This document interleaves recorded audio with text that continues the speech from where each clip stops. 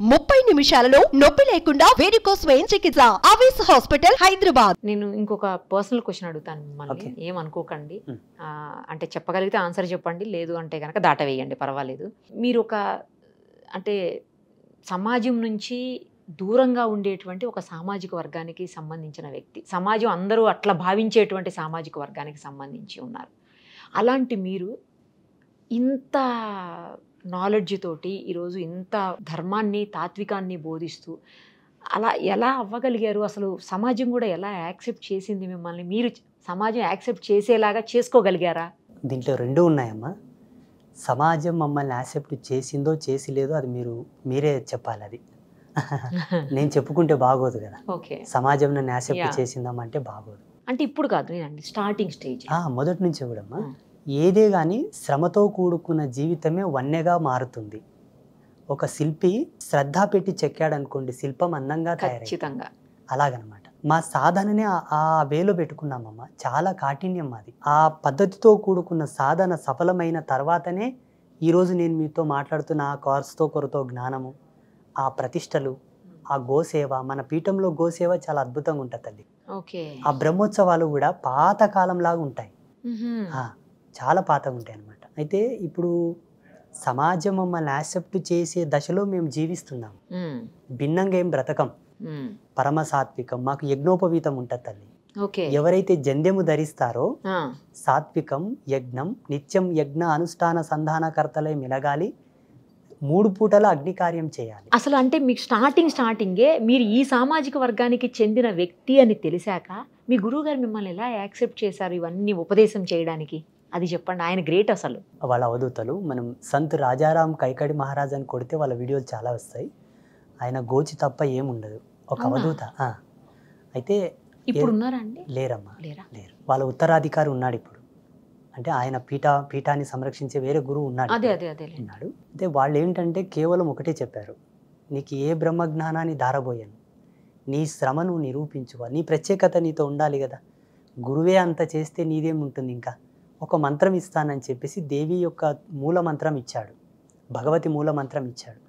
దీన్ని నువ్వు వాడుకోగలిగితే బ్రహ్మ జ్ఞానవేత్తవవుతావు, బ్రహ్మవైతావు అన్నాడు. దీన్ని ఎలా నువ్వు వాడుకుంటే, ఎలా సాధన చేస్తే నీలో అంతటి సకల శాస్త్ర కోవిద తత్వాన్ని తీసుకొస్తుంది, అన్నీ చెప్తుంది. ఈ మంత్రమే నీ గురువు, నువ్వు సాధన చేయి అన్నాడు. ఆయన చెప్పిన మార్గంను పట్టుకొని ఇంతవరకు వచ్చామన్నమాట. ఈరోజు మన పీఠంలో ఏది చేయాలన్నా మంత్రబలమే. ఆ మంత్రమే గురువై మాకు ధ్యానంలో చెప్తుంది అన్నమాట.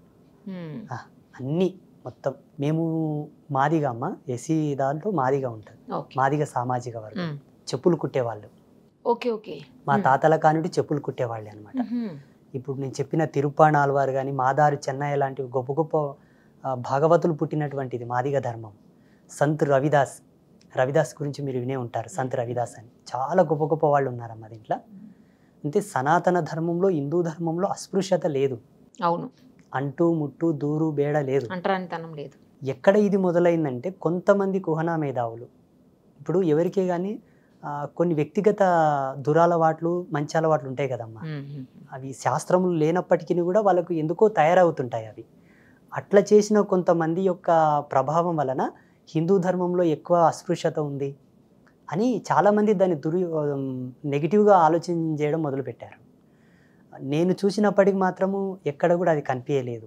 అందరూ నన్ను మంచిగానే రిసీవ్ చేసుకుంటారు. వాళ్ళకి ఏ భావన నా మీద ఉన్నదో ఆ సర్వమాతకు తెలియాలి, మంచిగానే రిసీవ్ చేసుకుంటారు. వాళ్ళకి నేను ఇచ్చే జ్ఞానం కూడా వైదికంగానే ఇస్తాను. అంతే కదా. అవునులే స్వామి. ఆడంబరాలు వద్దు. భగవంతుడు భావంతో ప్రసన్నం అవుతాడు, ఆడంబరాలతో ప్రసన్నం కాడు. మీరు అది పట్టుకోండి.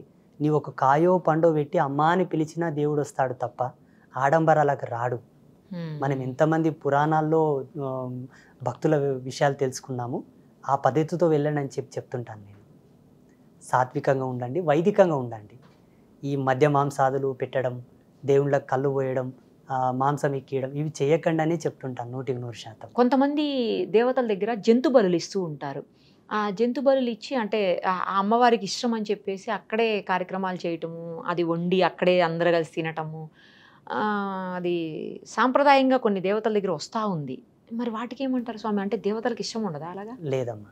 ఈ భూమండలంలో వచ్చిన ఏ దేవతా శక్తి అయినా సరే బలి కోరలేదు తల్లి. భగవంతుడే ఉంటే, భగవంతుని యొక్క దృష్టి ఉంటే ఆయన దృష్టిలో అన్ని జీవరాశులు ఆయన పిల్లలే. ఏ తల్లి ఏ తండ్రి తన పిల్లల్ని కోసి నాకు పెట్టమని చెప్పదు. ఇది మానవుని యొక్క అభిరుచి.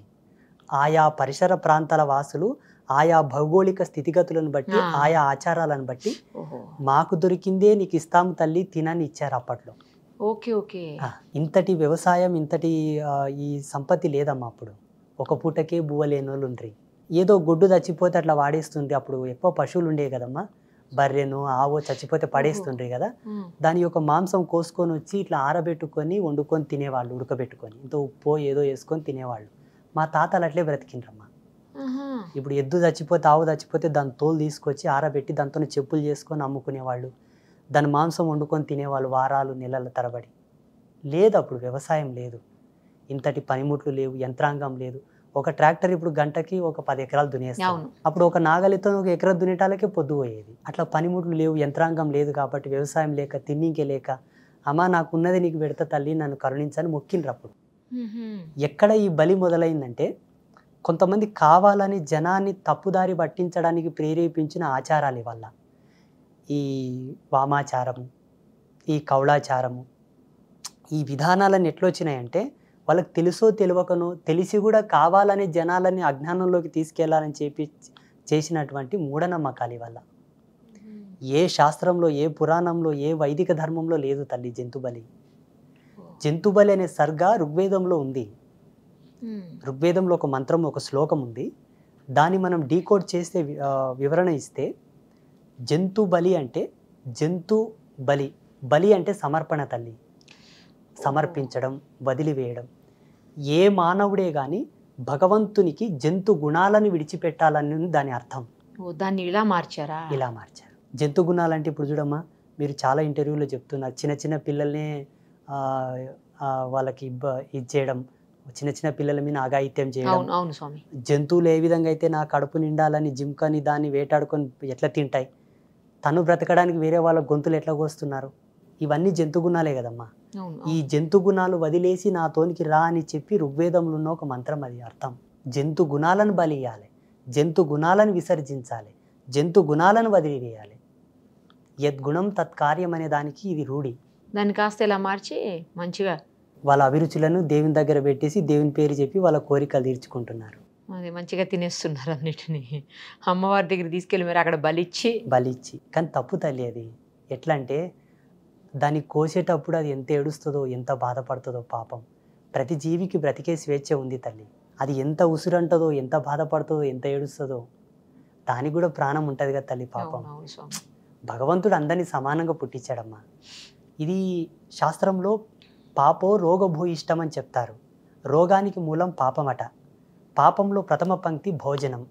తినగూడనివి తిన్నా, తాగగూడని తాగినా రోగానికి నాంది అవుతుంది నీ దేహం అని శాస్త్రం. అందులో ప్రథమ సూత్రం మాంసభక్షణ. ఇప్పుడు అది చస్తే తప్ప నీ కడుపు నిండది కదా తల్లి. పోనీ అది తింటేనే నువ్వు బ్రతుకుతావని ఏం లేదమ్మా. నువ్వు తిని బ్రతకగలిగేటటువంటి సంయోజన క్రియలు ప్రకృతి ఎన్నో ఇచ్చింది. ఒకటా రెండా?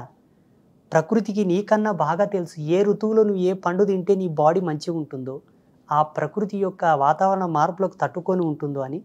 ఋతుక్రమంగా వచ్చేటటువంటి పండ్లు, పూలు, కాయలు, చిరుధాన్యాలు, పంటలు, 365 రోజులు అదే చికెను, అదే మటను, అదే మందు. ఏంటమ్మా అసలు ఇది జీవన విధానం అనాలన్నా, ఒక కలగోరు కంపానాలన్నా అర్థం కాదు అసలు. ఆయుర్వేదంలో ఒక మెయిన్ సూత్రం ఉంది తల్లి.